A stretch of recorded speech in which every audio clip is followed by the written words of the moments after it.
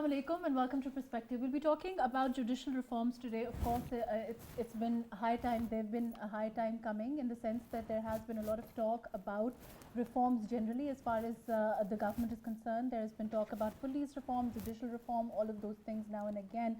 But this time we've seen the proposed judicial reforms. The Prime Minister was quite categorical. He spoke about them. He also said that the amendments would help bring a revolution as far as the criminal justice system in the country is concerned.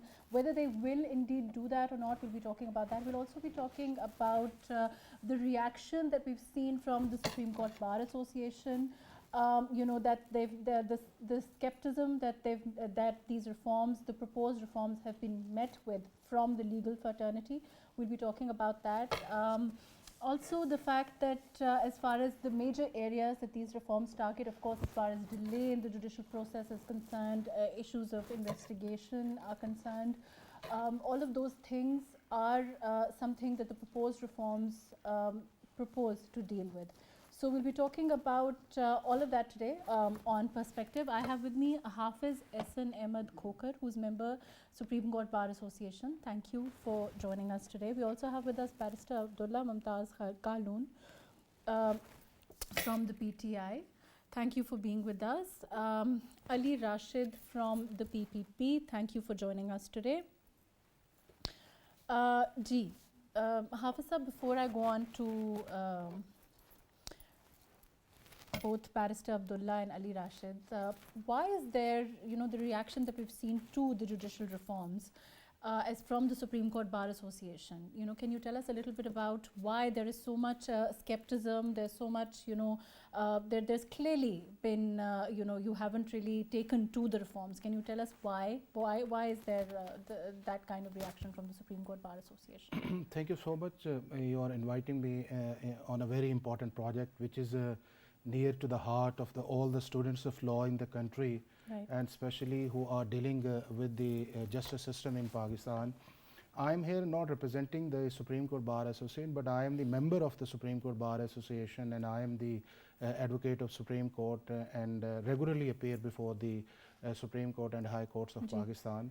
And personally, I have seen that there is a big demand, not from the bar associations but from the public as well, that there are certain areas in the criminal justice system or the civil justice system or the administrative justice system which needs to be rectified on the priority side. Right. At least we can say it is a good start by the government for the last many years. There are so many things pending relating to the reforms in Pakistan. And at the same time, I must say on that this reforms is only going for the criminal justice system, but there are also other areas of judicial reforms in Pakistan.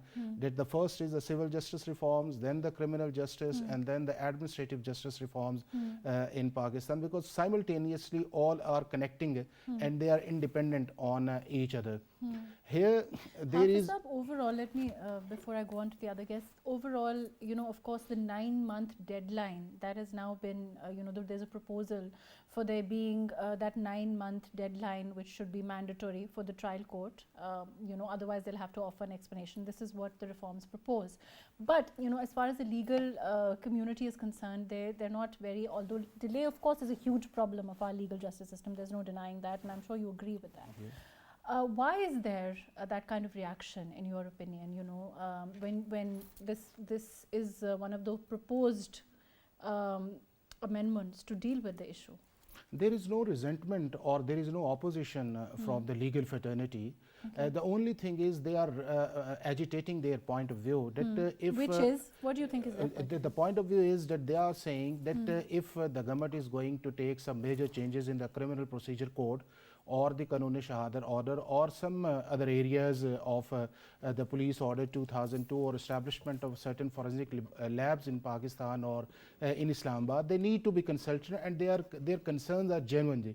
If you are going to make certain reforms in certain laws, and that in the present case the government has proposed reforms in Criminal Procedure Code, Kanun-e-Shahadat order, and then they are going for the establishment of the forensic labs, then how the FIR would be registered, and what would be the mode of the arrest, and what is the consequence if there is a delay in the trial.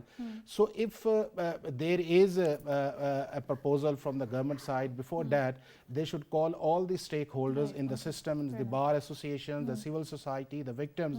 So that would be more appropriate. But I must say, at that time, this is the initial stage, and this is the proposal from the government approved by the cabinet, and then it would go to the National Assembly in form of a bill. And I must say that at time the standing committees must invite the bar associations, the civil society, and all the relevant stakeholders who are interested for improvement in the judicial system of Pakistan. They should go on. And second point, would just I add on one thing on that, that we should not concise or precise to the criminal justice system. We should go on, move on the civil justice system, because we have the 1988 Procedure Code, and then the 1898 Criminal Procedure Code, and 1860 the Pakistan Penal Code, all need to be reformed. Certainly. There's no denying that. Some of these laws are very old, archaic. There's no denying that. I'm going to go to Barrister Saif.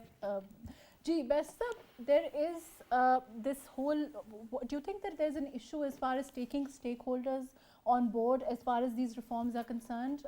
Because this is one of those things we're discussing. Do you think that they are being bulldozed in a way, or do you think that, of course, there will come a time when the stakeholders will be taken into confidence, their opinion, certainly the criticism that we're seeing as far as the 9-month deadline also, and other measures proposed in this piece of legislation? Well, I believe that insofar as the question of stakeholders' consultation is concerned, it is definitely allowed, and they will be given an opportunity to interact with the concerned committees at the stage when the bill is tabled in the National Assembly and then also in the Senate. Because mostly such bills, when they are proposed, once they're laid in the House, they are referred to the Legal and Parliamentary Affairs Committees, where all the stakeholders, including the bar associations as well as all the other relevant people who are concerned with either the execution and implementation or the adjudication of legal reforms, they are consulted, and I'm sure that there will be more than a few opportunities at the National Assembly level as well as again at the Were you anticipating or expecting this kind of reaction, from even the Supreme Court bar and overall from the legal community, the kind of criticism that has come up? Well, my personal opinion should not matter, but I believe that most of the criticism coming from the Supreme Court Bar Association is mostly not based on any tangible reasons or any serious legal implications of this particular reforms. Mostly bar associations have just made this a habit that they go for criticizing every move that is made by the government in the context of law reform. I mean, I believe that being the superior representative body of lawyers of the Supreme Court, Bar Association, and in particular the Bar Council, should come up with their own set of proposals rather than undermining every attempt by the government to reform the law. I think every lawyer who is in the practice in Pakistan and who is involved in at least criminal litigation knows very well that there are loopholes, there are lacunas, and there are problems, actually serious legal procedural problems with implementing the criminal procedure as it stands today. So we do need reforms in the law because the times and the circumstances have changed. Now criminal offenses are committed in a very highly technical manner with the use of modern equipment. And therefore, you need to align your criminal procedure with the changing circumstances so that your judiciary is well equipped with handling such situations. And I believe that my experience in dealing with the NAB cases, with the narcotics cases, and some other, I would say, specialized areas of criminal law, my personal experience is that it is the legal procedure which causes obstacles or causes impediments in the smooth execution of a case or the smooth running of a trial. And therefore, we always discuss it in the bars, among lawyers. We always discuss that there is this problem with the criminal procedure and there is that problem. Whenever the government initiates a reform, there is always a kind of resistance which I don't believe is uh, genuinely based. It is mostly politicized, and I believe that if there is a serious reservation about these reforms, the lawyer community, bar associations, and bar councils will be invited during discussion at the National Assembly level and also at the Senate's level. And they No, will of have the course. opportunity to air their views. You're saying that, of course, I mean, they will be invited, and certainly at the stages, at the requisite stages that you're talking about. But certainly, the government realizes that their input, and certainly the fact that the legal fraternity has to, be in tandem with these reforms for them to actually work and go forward. Of course, that's a very important part of implementing these, right? Yes, it is, of course, but the government has all the executive authority to go for law reforms, because implementation and execution of criminal justice system is the sole responsibility either of the government at the prosecution level and then of the judiciary at the litigation level. When the case goes to court and is under trial, then it goes into the domain of the judiciary. But insofar as consulting lawyers and legal fraternity is concerned, I believe that the essence of democracy is that members sitting in the parliament, in the National Assembly and in the Senate, they are representative people. So, of course, when they are dealing with a law, and when they are going through in the legal reforms process, that satisfies the requirement of consultation at the grassroots and from the public level. But insofar as specialized advice is concerned, if that is ever required, the committee stage is actually designed for catering to such a technical and in-depth analysis of a proposed legal reform. And I believe that at the parliamentary committees level, lawyers and all other experts involved in this process, either at the beginning level, at the prosecution level, or at the judicial level, will all be consulted. This is a trend, and this is the way things operate in the national parliament. They are all invited. But my personal experience in the Senate, in the Law Reforms Committee for almost 6 years, has been that when we invite them, they do not come up with any serious suggestions. They just come and they make points, but they are not much bothered about the substance of those reforms. Usually there are just procedural suggestions which are usually taken into consideration, but I have never had the experience in my at least tenure as a parliamentarian for 6 years, whereas I was involved in the Law Reforms Committee headed by Mr. Farooq Naik, and we attempted to reform different laws. And we kept on inviting the legal experts from bar councils and from bar associations, but I hardly got any serious advice from them. So therefore, I believe that they will be given an opportunity to come and address these issues. However, it's the prerogative of the government to initiate reform bills, and if the parliament passes them, I think that's the end of the matter. That's the law, and then legal fraternity or whosoever has to follow it. Right, fair enough. Thank you so much for being with us, Barrister Saab. Thank you for joining us. I'm going to go to Barrister Abdullah Mumtaz Kaloon. Ji, Barrister Saab, overall, the reaction of the legal community, you heard, I hope that you were listening to Barrister Saif when he was talking about the fact that he's been disappointed with overall the role of the legal community. How do you see these reforms as a lawyer, and as the fact that, of course, the government intends for them to go forward, the government intends for them to be implemented, like Barrister Saif said? Marukh, first of all, thank you for having me on your show. And I have to say that it's a very strong battery of lawyers that we have present today on this program. In the past programs of yours, I have mentioned that our government's agenda is to ensure the establishment of the rule of law, and we'll be introducing legal reforms, deep-rooted legal reforms that will help propel Pakistan forward. And I have to say the first tranche of those legal reforms have been introduced in yesterday's speech by Barrister Farooq Naseem Sahib.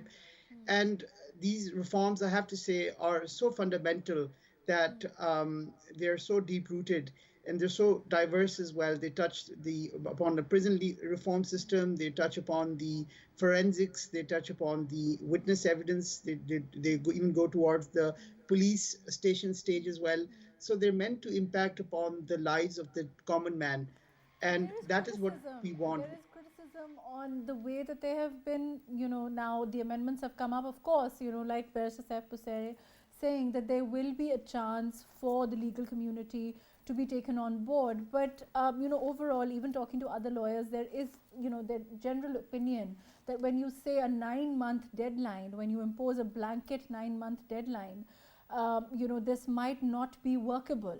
So, taking the legal community on board and coming up with something that's essentially workable, also practical, might be a good step for the government to take. Indeed, Marukh, the first premise that our government is working upon is the fact that justice delayed is justice denied. So what is happening in our current legal system is we have this pervasive stay culture where cases end up getting stayed months on end, years on end, sometimes even decades. Even our Supreme Court today has approximately 1.2 million cases, a backlog of that. So we want to be able to ensure a deadline, and 9 months, I know 9 months it may seem very little for some people, but 9 months internationally, I've had the opportunity of practicing in the courts of England and Wales. 9 months it's a perfectly good time frame. So, but there will be a stage for the consultation to happen as far as England and Wales is concerned, and the kind of system in place there, the kind of way that the way the system is being practiced now for a long time, the way that there is, solicitor, as far as, solicitor, barrister divide, all of those things, the way the cases are generally prepared, the way they're taken up, all of those things, you can't really compare. I mean, we can't sit here today and compare that system with what, unfortunately, we have at this time.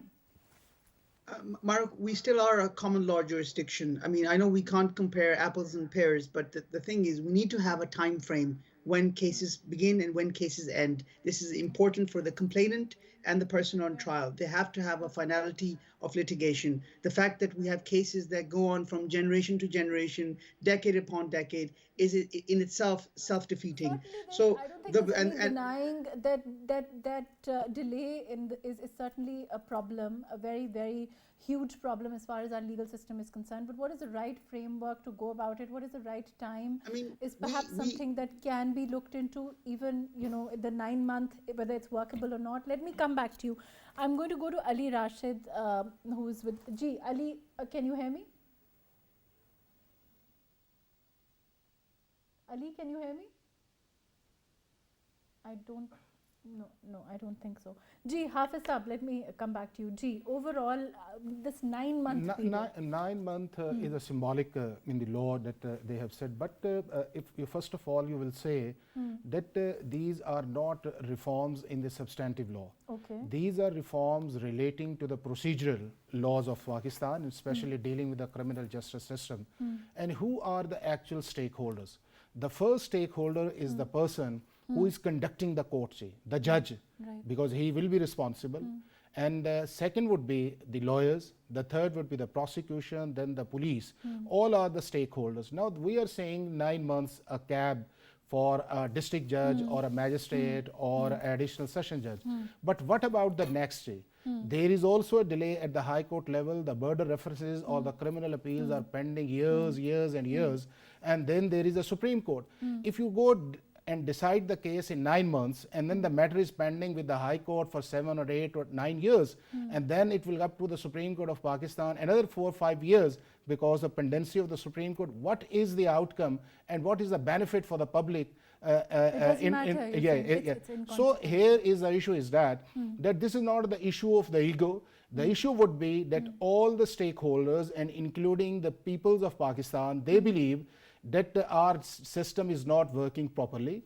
But there is a delay. Hafiz Saab, you heard what Barrister Saif was saying. Do you agree that there has generally not been the kind of input? Because he said in his experience of six and a half years on the Parliamentary Law Committee, he hasn't seen that kind of interest from the legal fraternity. No, this is not the argument. The argument at the moment would be that first, I make the argument that if at that stage, the bar councils, and even I must say the Supreme Court and the High Court should also be consulted. Right. There is a forum as a National Judicial Policy Making Committee, and there are certain recommendations over that. If we go all by side and take a unanimous decision in the larger interest of the country, that would be workable and permanent. In that case, Barrister Saab is saying that there is another forum at the stage of the standing committees. I am suggesting that there is another forum, but what is the legal obligation and the moral obligation of the government would be? The moral obligation would be if we are going to change the procedure. Lawyers are not saying every time they should be consulted in any legislation. But here in that particular case, it is regulation of the court. And in that situation, if the bar associations or the lawyers or the prominent lawyers who have a briefs, and then I must say the Law and Justice Commission over that, and then the Supreme Court, the High Courts, because Supreme Court of Pakistan repeatedly saying on that there is a need of reforms. Even the last Chief Justice of Pakistan, he also said the government should say to come on and to work for the joint strategy for the dispensation of justice in Pakistan. If we go all by that, so this would be, now at this time, this is just a proposal, and before sending to that proposal, if government or the law ministry would invite the bar associations and would also consult the other stakeholders as well, and then to go in the National Assembly in other way, that now this is a proposal, so that would be proposal with the workable. Right, the second point would be we should not concise only on the criminal justice system. There are serious issues ourselves, because almost 60-70% of our criminal litigation based upon the civil litigations, that there is a property dispute, there is a delay in dispute. But this is a first step, wouldn't you agree? I must say this is a good beginning. But at the same time, we are saying now, let me come back to you. I'm going to go to Ali Rashid. Ji, Ali, we lost you before. Overall, how do you see these reforms? How does the PPP look at them?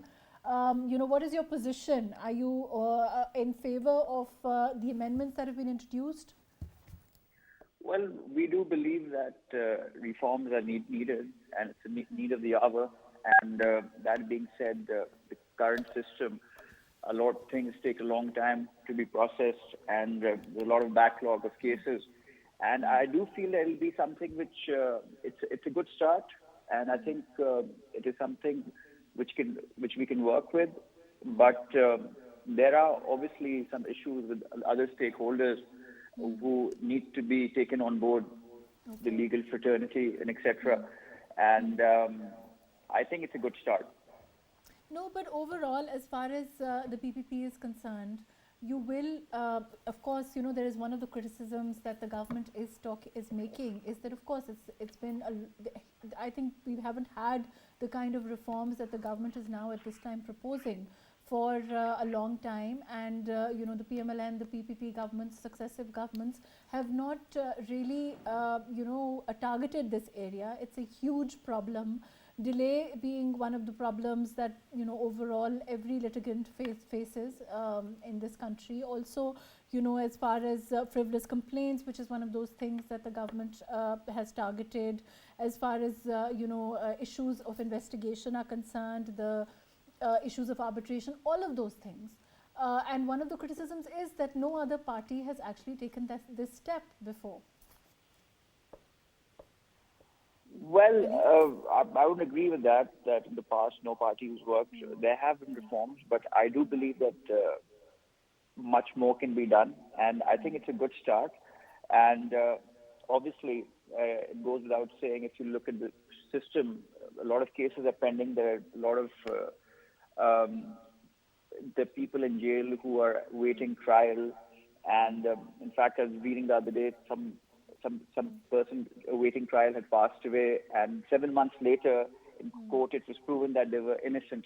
So yes, that goes, and it goes against the doctrine of law, because it says justice delayed is justice denied. So so I think it's a good start, and we will be willing to look into especially things which we feel can benefit the public and the legal system, we'll definitely support the government when it comes to that. You're looking forward to debating on this in the parliament. You're looking forward to coming up with alternative proposals, because one of the criticisms that invariably comes from the government is that although the opposition does criticize the amendments they propose or the move that the government invariably makes to amend things, to change things, to reform things, there isn't a counter, there isn't an alternative that is proposed. Do you think the PPP will be doing, giving alternatives, giving proposals to, of course, all parties do have their definitely, and you have definitely. You see that it's not about not giving an alternative. I think it's the process. I think the government has a habit of bulldozing stuff. A lot of bills and a lot of laws which are being amended or being tabled are discussed earlier, and and a consensus is built, and then they're tabled, and then things can move forward. But nobody's taken on board when it comes to this government let be this law or any other law. Because of that, when things come to us at the last minute, so we have our issues and we raise those issues, but we don't have that kind of time to give alternate alternatives at that point. But definitely for this, we will be giving our input and wanting to work together. So there's smooth sailing for this kind of amendments and reforms. Let me come back to you. Ji, Hafiz Saab, you were saying there was another point you were making as far as these overall amendments are concerned. Also, the 1 million fine for frivolous complaints. Of course, that's also that is an area we have a lot of frivolous litigation in this country. There's been an increase in the last couple of years also, and I'm sure as a lawyer you've also seen that. And as a result of that, we have a lot of backlog of cases. The cases and the courts are swamped with a lot of litigation as a result of that. So that's a good move. I'm sure you agree with that. In the beginning, I have already said that this is a good move, but at the same time, what is the missing in that? The missing in that is the oversight mechanism. I mean, you're talking about there are certain procedures which the government is going to rectify, but who will oversight it? This is the basic problem. Who will oversight the prosecution? Who will oversight the police department? Who will oversize at the highest level of the Supreme Court or the High Court? That lacks missing in that. For the sake of, I wish the government has proposed a 9 months plan for a trial, for a session court or the magistrate court. I wish that these reforms would have been passed in the parliament within 9 months. If we move on before the 9 months, and then again we will be discussing on that area. So in that particular area is what is the missing in the reforms is the oversight mechanism. There should be the public oversight bodies, and there are certain bodies prescribed in law, the Police Order 2002, that is the Criminal Justice Coordination Committee at the district level, headed by the district and session judge. The government must activate. Then there is a Public Safety Commission, that if there is a maladministration and there is a delay by the police officials, the people would go over there, because the court lacks jurisdiction over the maladministration or the delayed by the police. So here there is a problem lies majorly at the district level. Then there is the Provincial Public Safety Commission, which is also responsible for the delaying tactics and for the purposes of the major complaints against the police officials. And then there is a National Public Safety Commission established under the Police Order 2000. So all these bodies, they must also be activated at the same time. Since 2002, there is a law, but there is no implementation on that side. So in that particular cases, if you are going to make certain procedural amendments in law, and you are just saying there are certain obligation over that, and there is no mechanism to control, to delay, and to take action against the responsible. If the judges keep saying that the prosecution must come with witnesses and they should present the evidence as per law, if there is a delay on that side, this is not the responsibility of the judge. At the same time, we should also increase the strength of the judges as well. if we have a cause list of 60, 70 cases, then how he could justify with that. We should also increase the strength of the judges of the High Court. You are saying that Punjab is almost 120 millions, and we have just only 60 the judges of the High Court. So it is not feasible in that particular case. There is a capacity issue, there is a funds issue, but at the same time, there is an issue of the accountability. The law says earlier, we have an example. The NAB says, the law says that there would be a 30 days trial by the NAB courts, but you are saying there is no trial in the 30 courts because there is a mechanism to control over that. And the law was passed first in 97 and then 99, the NAB ordinance, and there is no trial was completed in 30 days. So in this particular case, the government or the parliamentarian, they should focus on it. They should take give the responsibility to the certain organizations who are independent, having a professional background. They can take the action and they ensure that everything is moving well.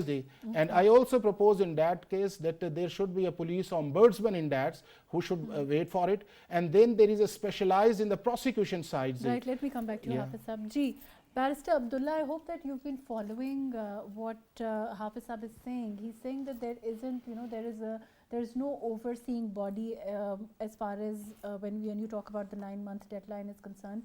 According to him, there seems to be, the areas that he's highlighting, there seems to be a clear need for a lot of input from the legal community on these issues, because for these reforms to be workable and practical, you need input from the legal community. And certainly when you say that the justice should be dispensed with this kind of speed, then of course there is a capacity issue, and I'm sure that the government has anticipated these problems also. No?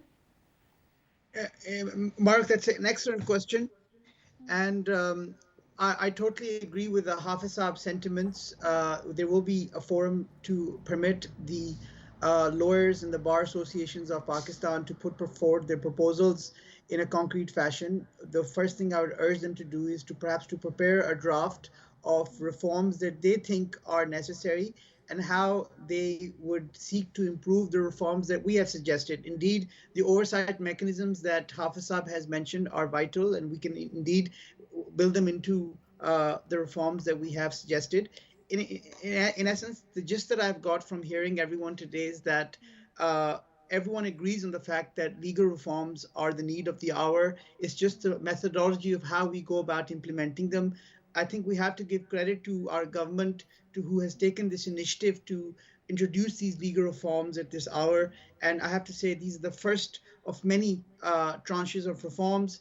Are the goal of Pakistan Tehreek-e-Insaf, indeed the raison d'etre of Pakistan Tehreek-e-Insaf, is to ensure that justice is accorded to the citizen of Pakistan in a speedy, equitable, and affordable fashion. That's what we want. So when do you see that kind of input? When do you see that kind of, of course, we need for the government to extend itself, to take in stakeholders. Even before, we've been talking about this on this program, that, as far as taking stakeholders on board is concerned, there is criticism on the government for failing to do so on numerous occasions. And, for this kind of reform, like I said before, also to be effective, there needs to be that kind of consultation ASAP.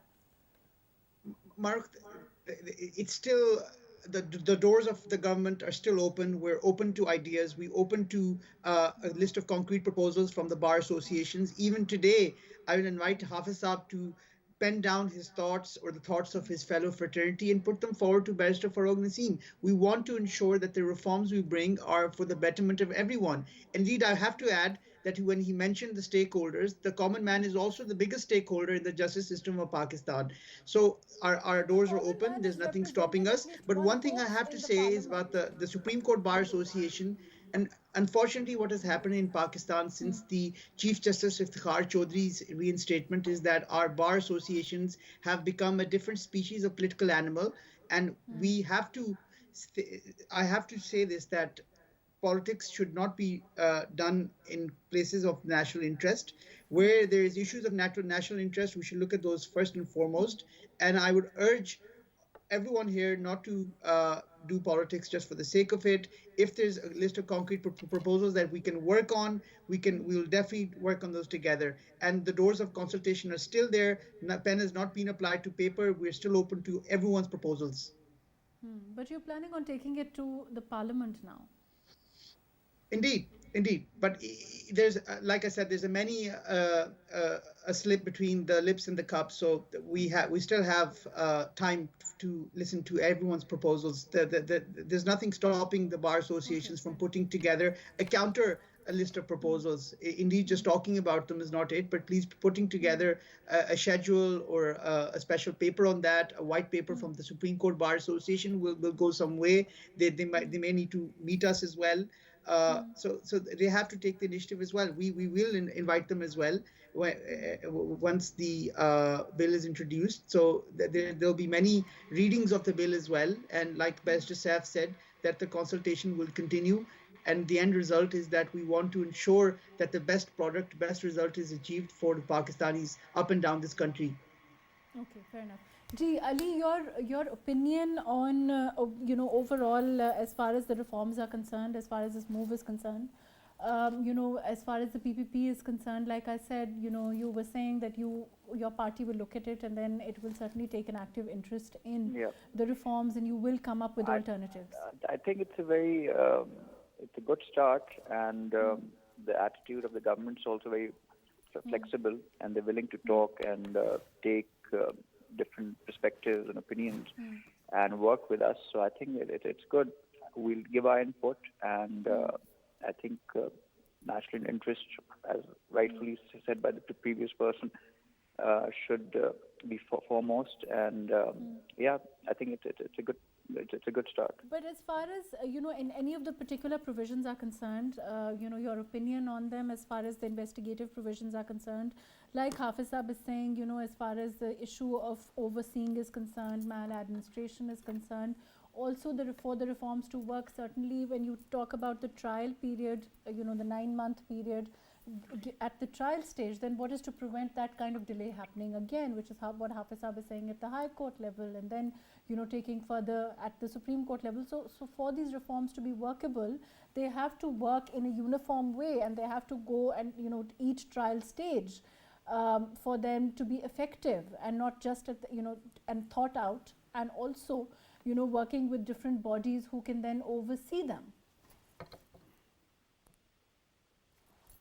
Ali, can you hear me? I don't think he's there.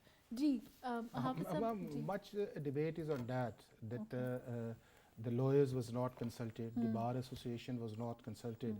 If these type of reforms would have been taken in any part of the world, the bar associations or the judiciary or the prosecution or the police, they are the mandatory stakeholders.